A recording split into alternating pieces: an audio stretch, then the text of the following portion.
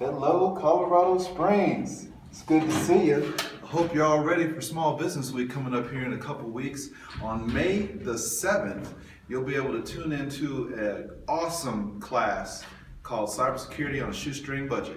And it'll be myself. My name is Rodney Gullatte. I'm a cybersecurity consultant for the Pikes Peak SBDC. I'm also the owner of Firma I.T Solutions here in town, and I will be doing this amazing presentation with another one of my colleagues in town who also does IT for business, Amnet.